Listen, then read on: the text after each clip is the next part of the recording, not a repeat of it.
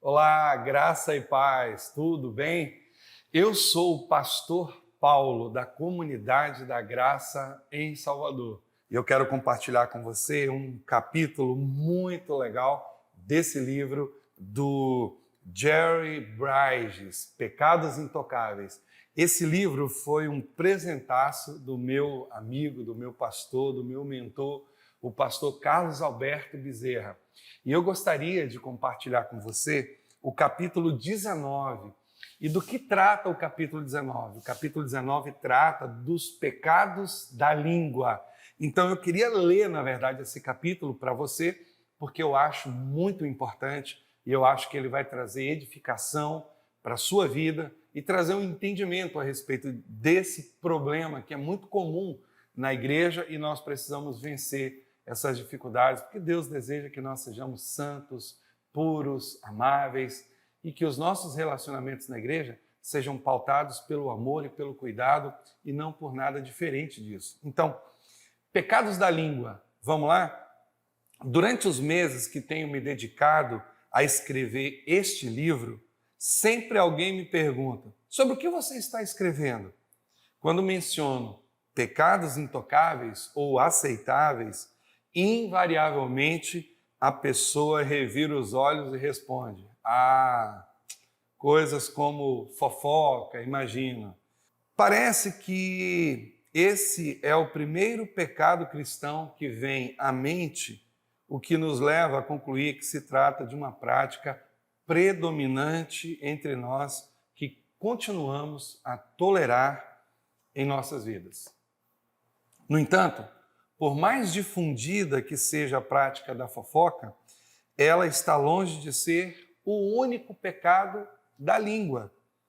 Nessa categoria, devemos também incluir a mentira, a difamação, as críticas, mesmo quando verdadeiras, as palavras grosseiras, os insultos, o sarcasmo e a zombaria. Na verdade, temos de afirmar que qualquer conversa que humilhe alguém, seja a pessoa de quem ou com quem estamos falando, é pecado da língua. A Bíblia está repleta de advertências contra os pecados da língua. Só o livro de Provérbios contém cerca de 60 dessas advertências. Jesus avisou que prestaremos conta de cada palavra inútil que for proferida ou que proferirmos. Mateus 12:36.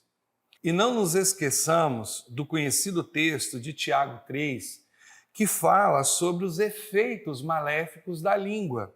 Tiago iguala esses efeitos a um pequeno fogo que incendeia uma floresta inteira e a um membro que contamina todo o corpo. O versículo, porém, que mais me tem ajudado a lidar com os pecados da língua é Efésios 4:29.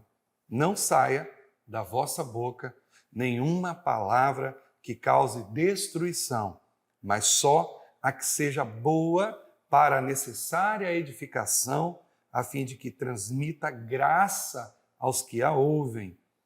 Esse versículo é uma aplicação do ensino despir e revestir que Paulo apresenta em Efésios 4:22-24.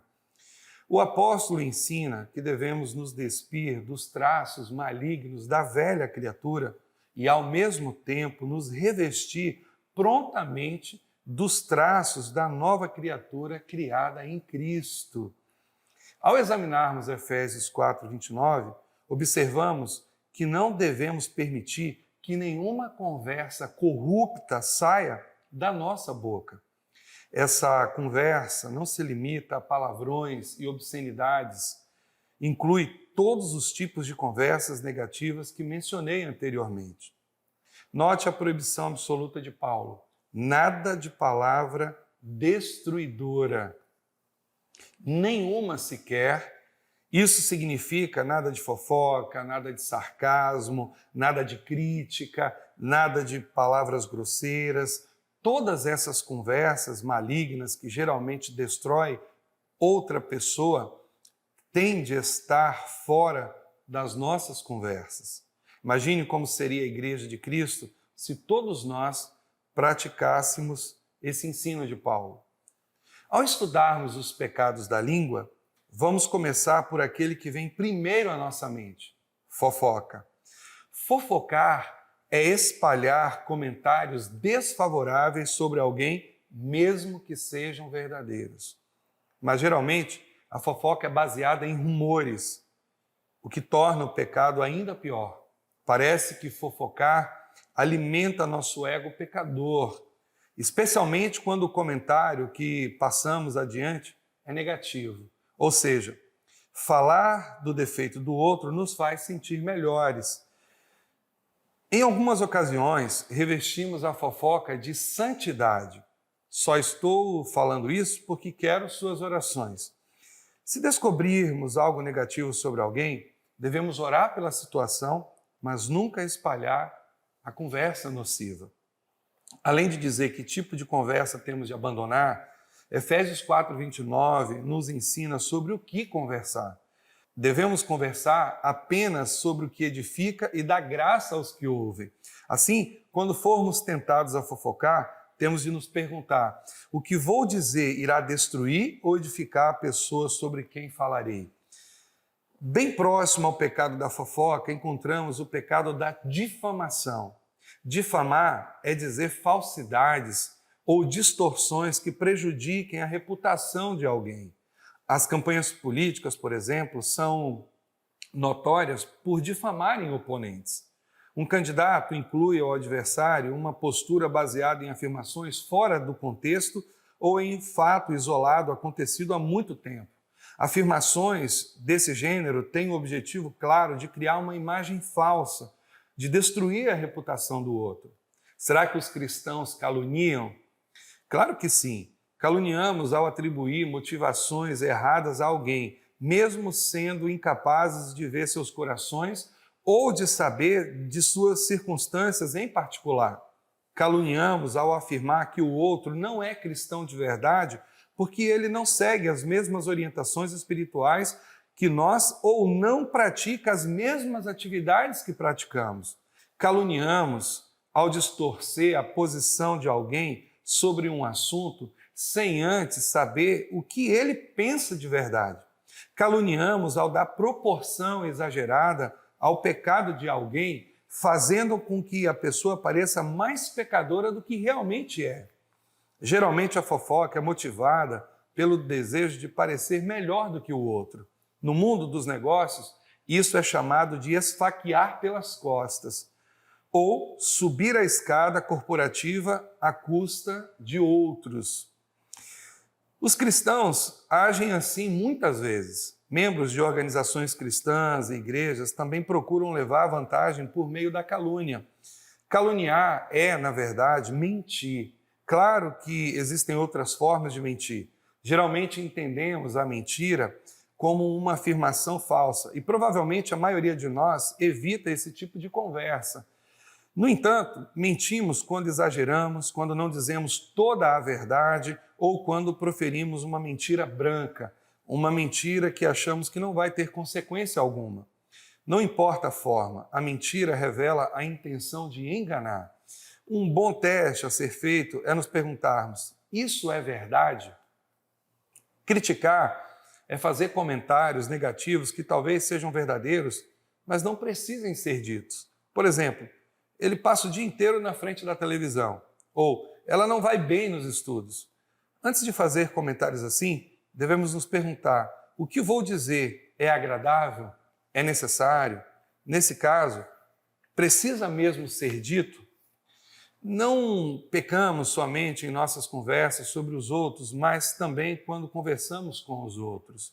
Esse tipo de conversa maldosa inclui palavras ásperas, sarcasmo, insultos e desdém.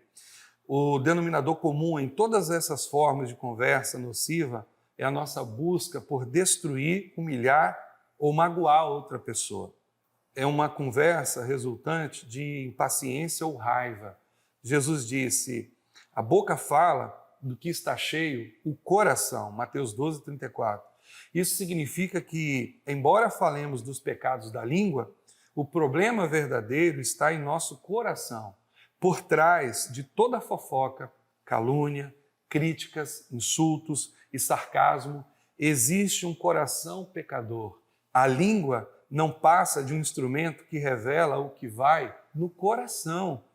Já faz alguns anos que venho aplicando Efésios 4:29 às minhas conversas. Sei que falho algumas vezes, mas pelo menos esse é o padrão ou o alvo que desejo alcançar. Certa noite, abri a boca para falar mal de um ex-colega, a minha esposa, e então me lembrei de Efésios 4:29 e, como dizemos, mordi a língua.